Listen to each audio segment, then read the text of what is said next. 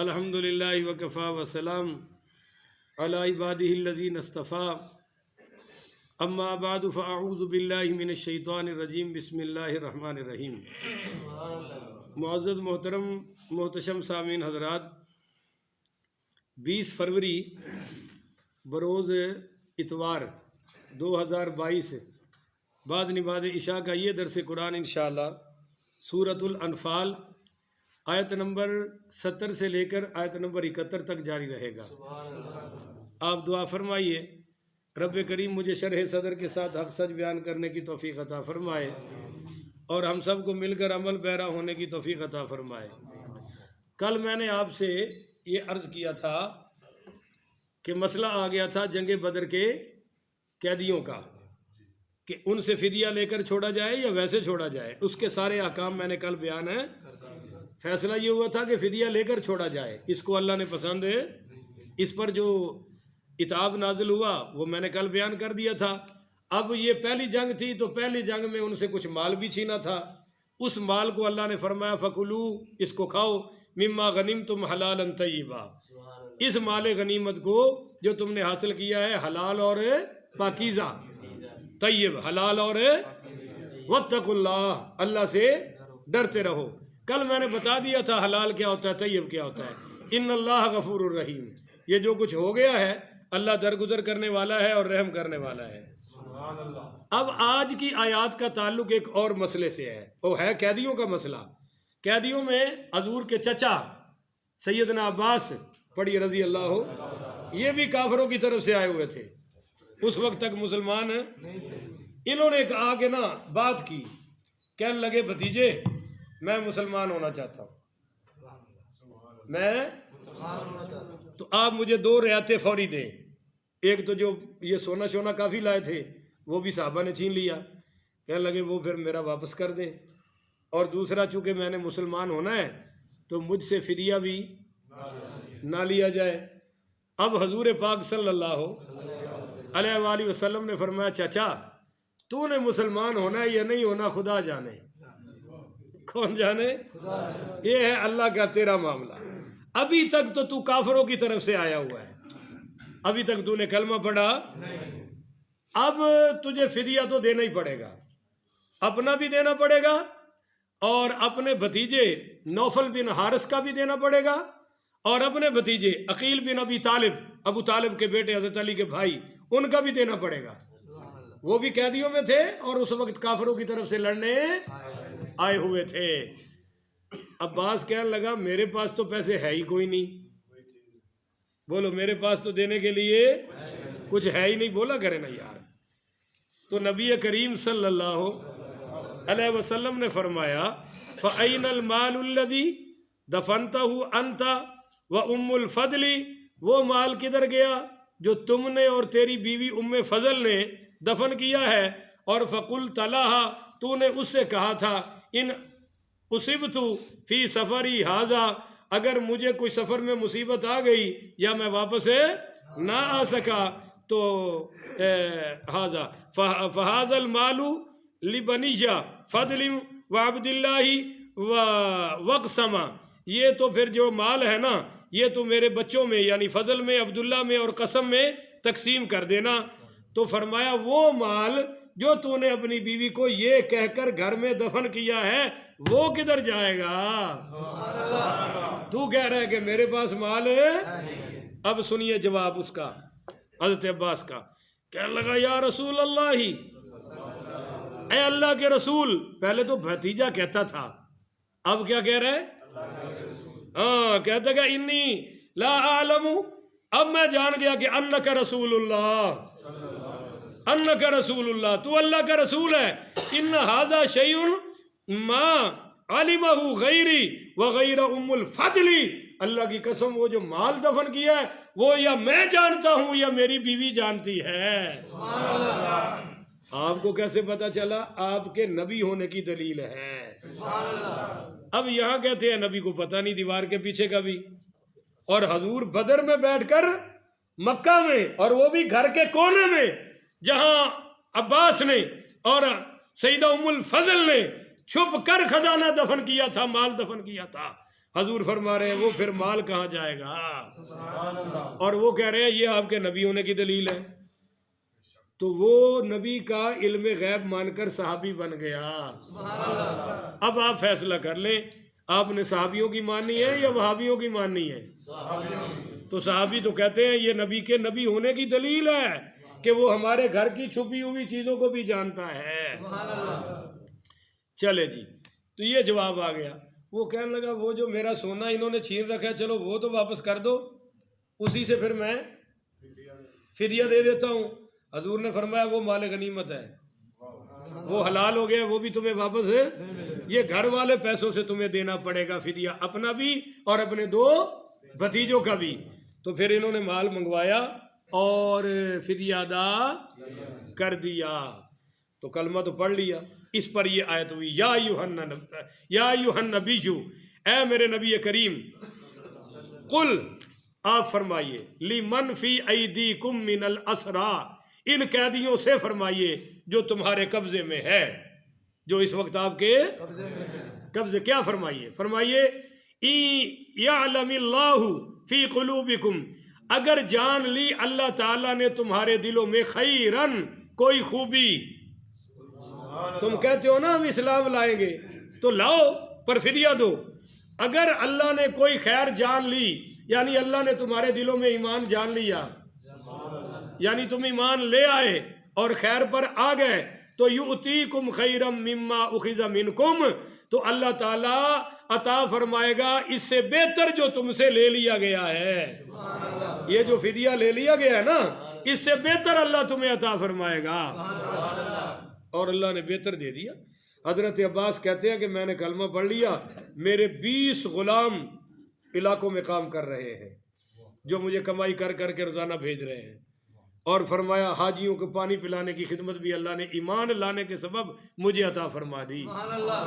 تو فرمایا اگر تمہارے دلوں میں خیر آ گئی، اسلام آ گیا، ایمان آ گیا، تو اللہ تعالیٰ اس سے بھی بہتر تمہیں عطا فرما دے گا جو تم سے لے لیا گیا ہے، وَيَغْفِرْ لَكُمْ، اور اللہ تمہارے قصور بھی بخش دے گا، تمہارے قصور معاف فرما دے گا، کیونکہ واللہ غفور الرحیم، اللہ ہے ہی درگزر کرنے والا، غفور ہے اور رحم کرنے والا۔ وَإِن يُرِيدُوا خِيَانَتَكَ، کیونکہ صحابہ کو یہ تھا کہ یہ خیانت کریں گے، یہ کیا کریں گے، تو اس پر یہ اگلی آیت آ گئی وَإِن يُرِيدُوا خِيَانَتَكَ، اگر وہ ارادہ کرے آپ سے دھوکہ بازی کا، تو کیا ہے حیران ہونے والی بات ہے، فَقَدْ خَانُوا اللَّهَ مِن قَبْلُ فَأَمْكَنَ مِنْهُمْ، تو انہوں نے دھوکہ دیا ہے اللہ سے، دھوکہ کیا ہے اللہ سے، اس سے پہلے، تو فَأَمْكَنَ مِنْهُمْ، اللہ تعالیٰ نے قابو میں دے دیا تمہیں۔ اللہ سے دھوکہ کیا تھا؟ عالم ارواح سے اللہ سے وعدہ کیا تھا کہ ہمارا رب صرف تو ہے، بولو ہمارا رب صرف ہے، مگر دنیا میں آ کر اور بتوں کی پوجا شروع کر دی، ان کو اپنا رب ماننا شروع کر دیا۔ فرمایا انہوں نے مجھ سے دھوکہ کیا تو آج میں نے تمہارے قبضے میں ان کو دے دیا ہے نا، اگر آج آپ ان کو چھوڑ دیں، ان پر اعتبار کریں، اگر پھر دھوکہ کیا تو یہ اللہ کی خدائی سے باہر چلے جائیں گے، اللہ کی پکڑ سے نکل جائیں گے، اللہ پھر آپ کو قبضہ عطا فرما دے گا، اس میں کوئی حرج کی بات ہے۔ اب یہاں سے ایک مسئلہ ظاہر ہوا کہ اگر کوئی کہتا ہے کہ میں ایمان لا رہا ہوں تو ہمیں اس پر کوئی شک کرنے کی گنجائش ہے؟ آپ بولتے نہیں ہیں۔ حضرت سیدنا اسامہ بن زید رضی اللہ تعالیٰ عنہ نے ایک کافر کو لٹایا قتل کرنے کے لیے، اور اس نے فوری کلمہ پڑھ دیا، فوری کلمہ پڑھ دیا، انہوں نے پھر بھی وار کیا، وہ قتل ہو گیا۔ تو نبی کریم صلی اللہ علیہ وآلہ وسلم کو بتایا گیا کہ اس نے کلمہ پڑھ لیا مگر اسامہ بن زید نے پھر بھی چھوڑا، تو آپ نے فرمایا جب اس نے کلمہ پڑھ دیا تھا تو نے اعتبار کیوں نہیں کیا؟ اب پتہ ہے آپ کو اسامہ بن زید کون ہے؟ یہ حضور کے پوتے لگتے ہیں، منہ بولے، ان کے باپ تھے نا زید، ان کو حضور نے اپنا بیٹا متبنہ بیٹا منہ بولا بنایا ہوا تھا، اس کے بیٹے ہیں۔ آپ نے فرمایا جب اس نے کلمہ پڑھ لیا تو نے چھوڑا کیوں نہیں؟ تو یہ کہنے لگے یا رسول اللہ وہ تو جان بچانے کے لیے پڑھ رہا تھا، عین اس وقت پڑھا جب میں نے تلوار اٹھا لی۔ تو میرے نبی نے فرمایا کیا تو نے اس کا دل چیر کے دیکھ لیا تھا کہ وہ اوپر سے پڑھ رہا ہے کہ اندر سے پڑھ رہا ہے؟ آپ نے 2-3 مرتبہ فرمایا یا اللہ میں اس سے بری ہوں، میں اس سے اور اسامہ بن زید کہتے ہیں کاش میں نے آج کلمہ پڑھا ہوتا کہ میرا یہ گناہ بھی معاف ہو جاتا، میں نے کتنی بڑی غلطی کر لی۔ ایک بندہ آ کر کہتا ہے کہ میں مسلمان ہوں تو ہمیں شک کرنے کی گنجائش ہے؟ آپ سارے بولے نا، کہنا نہیں جی اندر سے مسلمان نہیں ہوا، 8 سال ہو گئے مجھے کہتے ہیں اندر سے سنی نہیں ہے، اندر سے سنی نہیں ہے۔ بس ظالموں، میرے اندر کی تمہیں کس نے بتا دی؟ اللہ کہہ رہا ہے کہ اگر تم سے خیانت کریں تو میں پھر دیکھ لوں گا، بولو میں دیکھ لوں گا۔